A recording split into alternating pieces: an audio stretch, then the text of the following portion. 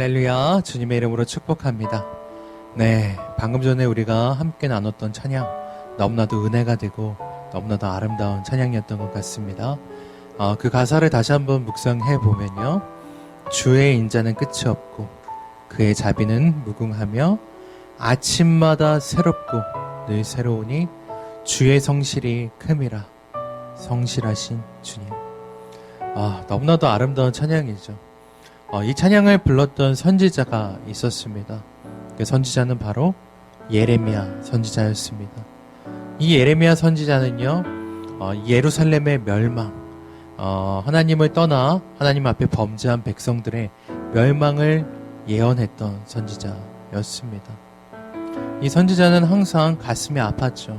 정말 사랑하는 그 백성들, 하나님의 언약하신 그 백성들이 갈대아 민족인 바벨론에 의해서 멸망할 수밖에 없다라는 이 사실, 이것을 전하면서도 또 자신 스스로 이것이 이루어질 걸 바라보면서 너무나도 가슴 아파했던 선지자였습니다.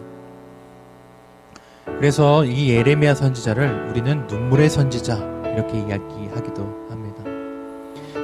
이 찬양을 불렀던 시대 상황을 우리가 살펴보기 원합니다. 이 찬양을 딱 처음 들었을 때 뭔가 어디 우리가 놀러가서 딱 아침에 일어나서 뭔가 새벽에 아름다운 이 하늘과 산과 바다를 바라보면서 자연환경을 바라보면서 주의 인자는 끝이 없고 주님의 높고 위대하심을 찬양합니다. 주님은 성실하십니다.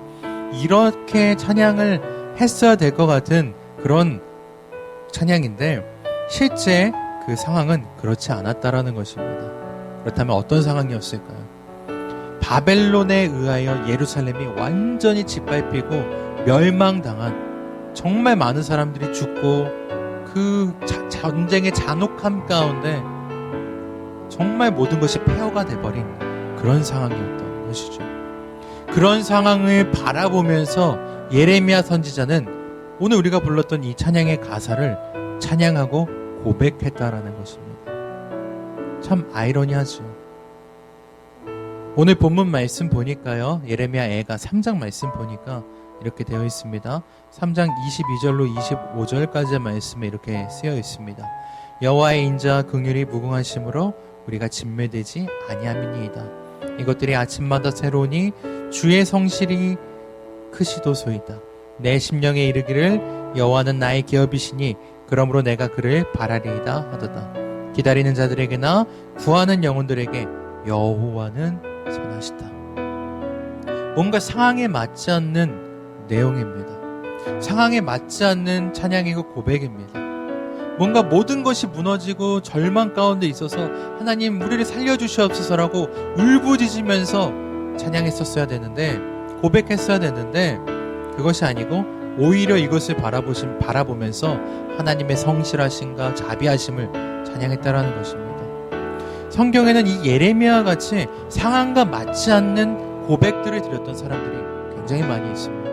대표적으로 욥 같은 사람들, 욥 그리고 다윗 같은 사람들이었습니다. 또한 사도 바울 같은 사람들이었습니다. 그들의 특징이 무엇이었냐면요, 눈앞에 펼쳐진 자신의 고난과 어둠과 절망 가운데 굴복하지 않고요, 그 절망 가운데 살려달라고 뭔가 외치고 뭔가 이렇게 하나님을 원망한 것이 아니고요, 오히려 하나님 앞에 주님의 선하심과 성실하심과 주님의 의로우심을 찬양했다라는 것입니다. 이들은 어떻게 이럴 수 있었을까? 우린 그것을 살펴보기 원합니다. 이 믿음의 사람들, 성경에 나오는 하나님께서 의롭다, 이 사람들은 정말 믿음의 사람들이라고 했던 이 사람들은 어떻게 절망적인 상황과 환경 가운데서도 하나님을 진심으로 기쁘게 찬양할 수 있었던 것일까요?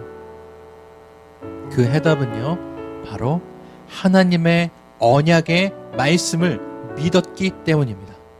이것이 중요합니다. 비록 그들의 환경과 그 눈앞에 놓여져 있는 것은 절망과 어둠뿐이지만요, 하나님께서는 언약을 하셨습니다. 어떤 언약을 하셨습니까? 내가 너를 반드시 세울 것이다. 다윗에게 하셨죠. 야곱에게도 마찬가지입니다. 하나님은 언약하는 분이시고요, 그 언약을 반드시 이루시는 분이시라는 것입니다. 이스라엘 백성들이 그 광야에 40년 동안 돌면서도, 그 40년 동안 광야를 헤매면서도 그들이 끝까지 남았던 유일한 사람들이 있었죠. 바로 여호수아와 갈렙이었습니다. 이 사람들은 다른 사람들이 다 절망하고 하나님을 원망하고 떠나려고 할 때 끝까지 그 가나안 땅에 대한 언약의 말씀을 믿고 나아갔던 사람들이었다는 것입니다. 우리가 환경을 바라보고 우리 앞에 놓여져 있는 것들을 바라보면 절망할 수밖에 없습니다.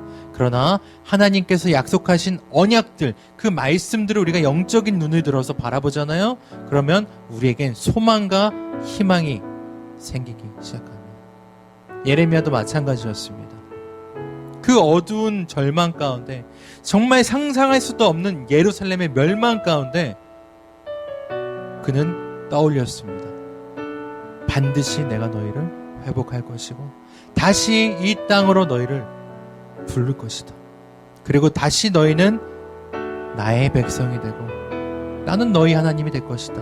이제는 돌판에 새긴 언약이 아니라 너희 마음에 새긴 언약을 줄 것이니 너희는 그 때를 기대하고 기다려라 라는 것이 하나님의 말씀이었던 것입니다. 예레미야는 이 말씀을 믿었고요, 소망했고요.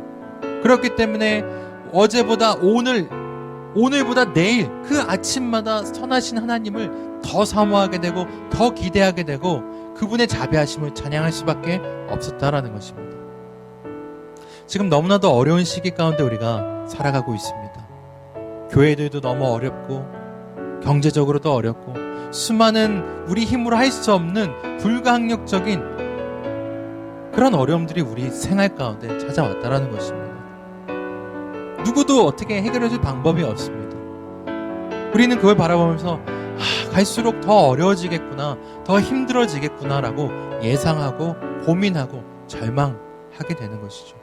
사실 현실만 바라보면 그럴 수밖에 없습니다. 그러나 그 가운데서 우리가 다시 한번 기뻐하고 소망을 갖고 하나님의 그 놀라우신 은혜를 찬양할 수 있는 이유는 무엇입니까? 바로 하나님께서 우리에게 언약하시고 말씀하신 그 소망의 약속들이 있기 때문입니다. 우린 그것을 믿어야 됩니다. 말씀, 성경 말씀을 통하여 주시는 우리를 향한 하나님의 언약의 말씀들, 또한 우리가 개인적으로 정말 하나님과 관계에서 정말 하나님 만나고 기도하면서 주셨던 하나님의 그 약속의 말씀들, 우리는 그것을 붙잡아야 된다는 것입니다. 그럴 때 우리는 기뻐할 수 있습니다.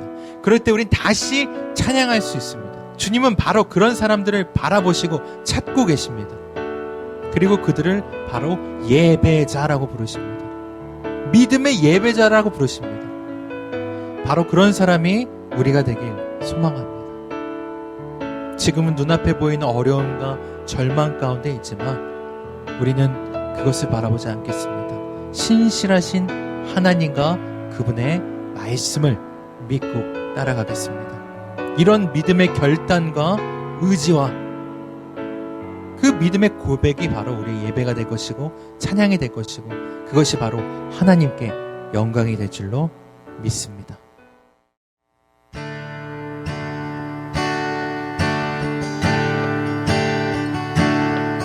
주의 인자는 끝이 없고 그의 자비는 무궁하며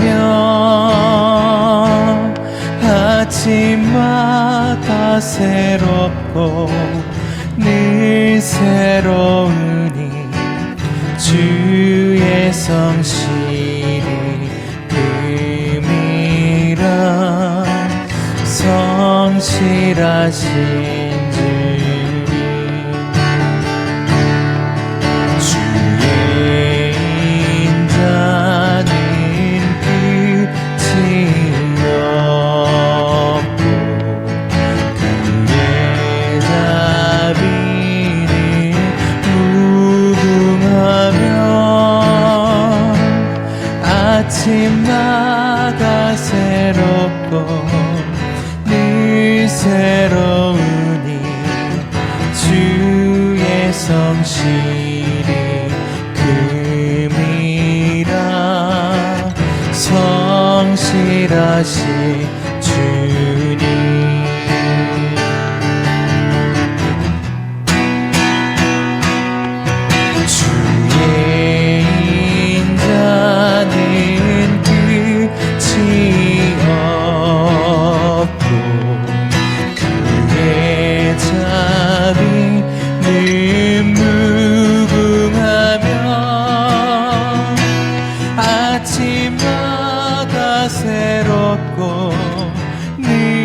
새로우니 주의 성실이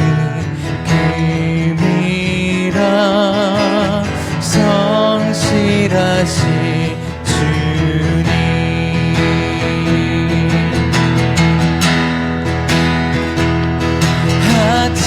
아침마다 새롭고 늘 새로우니 주의 성실